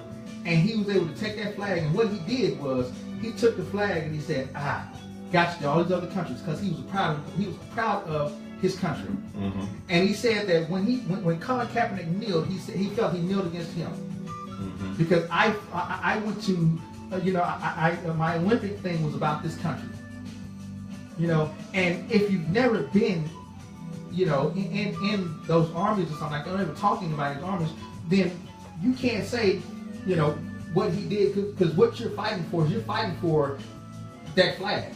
Okay. And when owners are sitting there looking at, man, he's kneeling against what my forefathers, my fathers fought for. Which is what a lot of people Or have said. players are saying he's kneeling, Mm-hmm. or army players may say he's kneeling against what I'm fighting for. Mm-hmm. You know, George Foreman actually came out and said, you know, you're kneeling against what I fought for, what I went to the Olympics for, and that was one of my most proudest moments, to holding that flag. Okay. We got 5 minutes left. Real quick, if you heard the news today, the Cleveland Cavaliers traded Kyrie Irving to the Boston Celtics in exchange for Isaiah Thomas, Jay Crowder, and another few players to be named. They just. How do you feel about that? Oh, I got to dig into that one right there. But I just think they just marked it. They say, okay, we finna beat Golden State. I think Isaiah Thomas and Kyrie Irving. That's I mean, not Kyrie Irving, but who's the other one? Jay Crowder. Jay Crowder. Jay Crowder and Isaiah Thomas. Mm-hmm. I think that piece right there, that puts them. I think that's gonna put them over Golden State. So, okay. Are you talking about Isaiah Thomas and Jay Crowder teaming with LeBron James? Yes. Okay, versus Isaiah Thomas, Kyrie Irving going to Boston, which Boston is a talented team. But without Isaiah Thomas. Now you got Kyrie Irving now. I know. Let's not forget that. But who? He wants to be the focal point of a franchise. Yeah, but who? And he's just 25 years old. Who you want, Isaiah Thomas or Kyrie Irving? Isaiah Thomas is 2 years older than Kyrie Irving. But it's not about age. It's about athletics. It's about Kyrie. Isaiah Now, Thomas. would this work for LeBron James? I don't know. I have to think about that. It puts less pressure. I have to think about that. And don't forget Jay Crowder. Jay Crowder, he's a. It puts less pressure on LeBron. He's a pretty good ball player. It puts less pressure on LeBron. Okay. That's gonna be. So you don't think Kyrie going to Boston will put Boston that much closer? No, because guess what? They still got. Because remember, these two teams met in the Eastern Conference Finals. I'm saying they still got to play each other. Right. So. Right. They still got to play. Four times during the regular season. Yeah. So Kyrie Irving can give them a little bit of Cleveland Isaiah and Jay Crowder can give you a lot about Boston. Okay. Yeah. So what do you? Is that a good trade or bad trade? What are your thoughts, real quick? I don't know who that favors. I'm saying that favors Cleveland. So it's a good trade for Cleveland, but not necessarily a good trade for Boston. It's not so good for Boston. I think you traded away some cornerstones. Who's a better player, Kyrie or Isaiah? Head up. You know, that might be a toss-up. But then you add Jay Crowder in there. Now, talking about the trading, the moving pieces, I mean... You got Jay Crowder in there. That might be a toss-up. Real quick, Eric Watts, I do appreciate your comments. And keep them coming, you know, because, you know, even freedom of speech is important. By the way, he's my brother-in-law. He married my sister. Okay, never mind now. No, but freedom of speech is important. And we have to understand that everybody has freedom of speech. That's true. Everybody has a right to their own opinion. Real quick, this just came up. Des Bryant. He has freedom. For them to call him a coon is outrageous. You know, I've seen messages where they say just because he chose not to use his locker room to give his opinion on what's going on with this country. That's crazy. I think that we as black need to understand we have our own opinion, and just because I don't agree with you, don't mean I'm any different. Mm-hmm. Don't mean I'm I'm that, I'm a dummy or whatever. Doesn't mean any of that. Just means I have my own opinion, and I'm entitled to my own opinion. That's what we're fighting for. Colin Kaepernick has his own opinion. He had the right to take the knee. Don't make him a bad person. Don't mean he's ignorant. Don't mean he's this, that, and the other. He just chose the right. He exercised his right. And we have to stop dogging us out because we don't follow somebody else. We don't follow us. And the Bible says, narrow is the road, less travel. Amen. That's the road we need to be on, the one that don't nobody else know about. We all trying to gain the power on what everybody else is doing. God may be telling us something totally different. But to re-clarify, you don't agree about the part where he elected to not vote, correct? I don't agree with I don't agree with it, but it don't make him a bad person. I agree with that. I agree with that. I just think if you're going to take a stand, you at least need to start going in the direction to make change. That's one of your directions. Okay. That's what I agree with. All right. It is 9 o'clock, folks. All right, so shall I send us out with lemon pepper? All right. Yeah. I'm going to send us out with lemon pepper. You got that one with all that cussing and stuff. We're in the middle now, so. We're in the middle now, so. All them explicit. All right. You've been listening to 411 Sports Talk Radio on 411radio.net.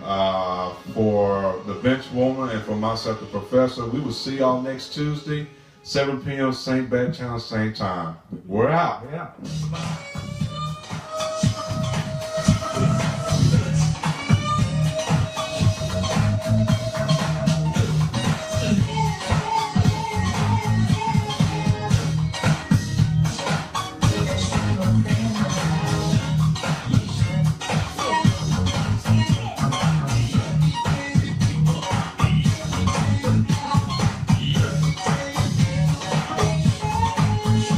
Y'all can hear this 5 o'clock mix.